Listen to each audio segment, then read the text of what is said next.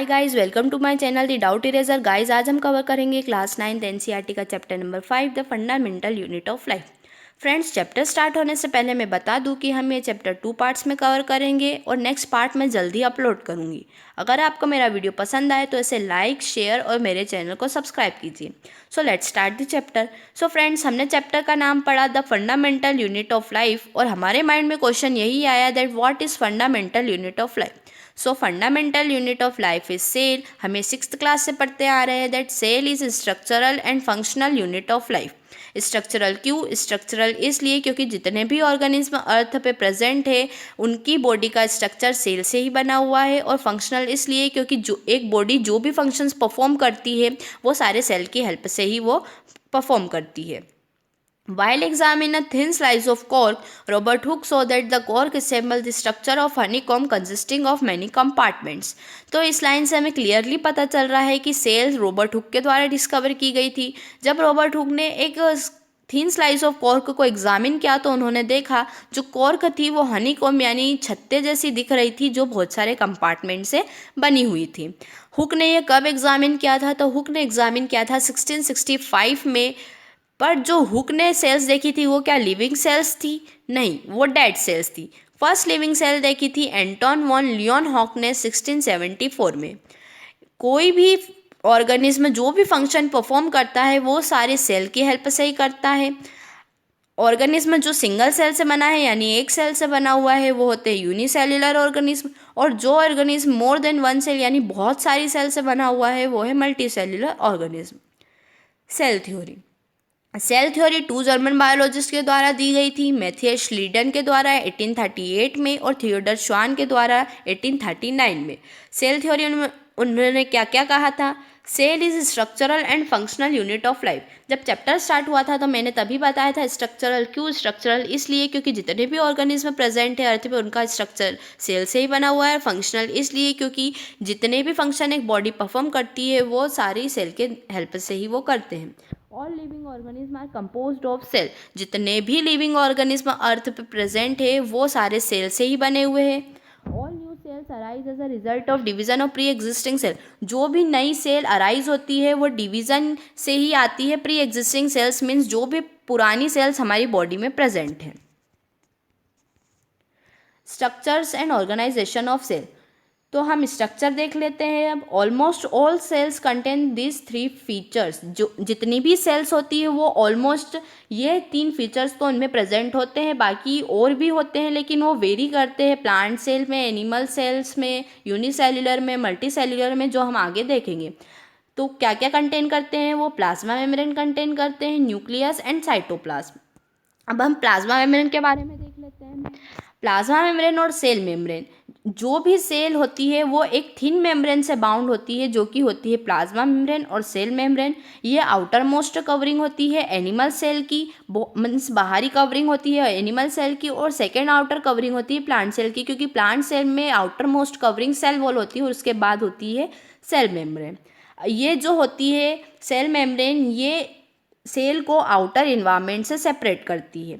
Functions क्या है? इसके फंक्शंस देख लेते हैं। It is selectively permeable means ये सिर्फ कुछ ही सब्सटेंस को इसके इन एंड आउट मूव करने देती है। It protect the cell from injury and provides an outer boundary to the cell.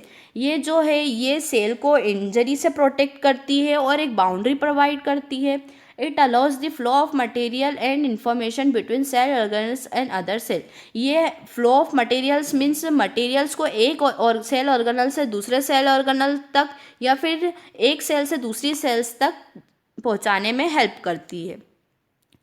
अब कुछ सब्सटेंसेस मूव कैसे करते हैं ये देख लेते हैं। जो कुछ सब्सटेंसेस होते हैं जैसे कि CO2 और O2, oxygen and carbon dioxide, ये मूव करते हैं हाई कंसंट्रेशन से लो कंसंट्रेशन, जो कि प्रोसेस होती है डिफ्यूजन। हाई कंसंट्रेशन मीन्स जहाँ पे ये ज़्यादा अमाउंट में प्रेजेंट है और लो कंसंट्रेशन मीन्स जहाँ पे ये कम अमाउंट में प्रेजेंट है। तो ये ज़्यादा अमाउंट से कम अमाउंट की तरफ मूव करती है। वाटर भी मूव करता है लेकिन उस प्रोसेस को बोलते हैं osmosis. Cell wall plant cell में होती है। मैंने कहा था आगे भी कि सेल वॉल जो होती है सिर्फ वो प्लांट सेल में प्रेजेंट होती है।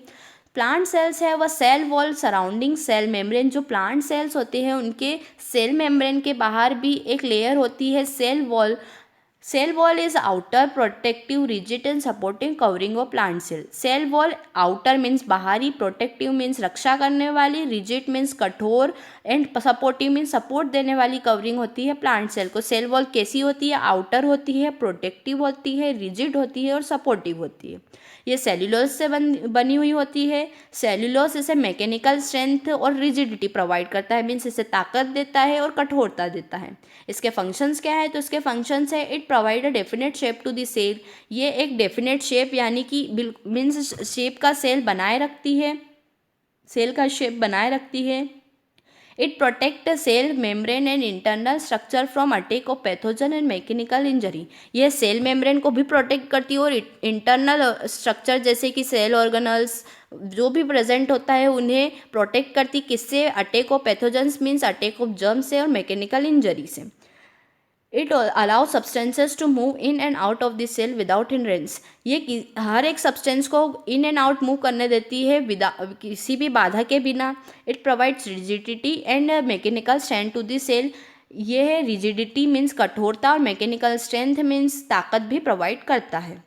न्यूक्लियस, न्यूक्लियस बहुत इंपॉर्टेंट स्ट्रक्चर होता है। ये छोटा सा मीन्स सर्कल प्रेजेंट होता है बीच में almost at the centre of the cell. और न्यूक्लियस क्या क्या कंटेन करता है? तो nuclear membrane, nucleoplasm, chromosomes and nucleolus. तो अब हम इनके बारे में स्टडी कर लेते हैं। न्यूक्लियर मेम्ब्रेन क्या होती है? न्यूक्लियर मेम्ब्रेन एक डबल लेयर्ड कवरिंग है जिनमें बहुत सारे पोर्स प्रेजेंट होते हैं जो कि अलाउ करते हैं मटेरियल को इन एंड आउट मूव करने से न्यूक्लियस के। न्यूक्लियोप्लाज्म, न्यूक्लियोप्लाज्म फ्लूइड होता है जो कि न्यूक्लियर मेम्ब्रेन में फील होता है। क्रोमोसोम, क्रोमोसोम जब सेल डिवीजन होने वाला होता है तो ये रोड शेप में आ जाती है, अदरवाइज ये एक क्रोमेटिन नेटवर्क के फॉर्म में होती है और ये डीएनए से बनी हुई होती है और प्रोटीन से भी। और डीएनए जो होते हैं डीऑक्सीराइबोन्यूक्लिक एसिड, वो जीन्स को कंटेन करके रखता है। Nucleus, it is a round structure attach to chromatin network. Nucleolus भी एक, न्यूक्लियस के अंदर भी एक राउंड स्ट्रक्चर प्रेजेंट होता है जो क्रोमेटिन नेटवर्क से अटैच होता है। ये सिंथेसिस करता है प्रोटीन्स को और आरएनए को भी। अब हम न्यूक्लियस के फंक्शंस देख लेते हैं।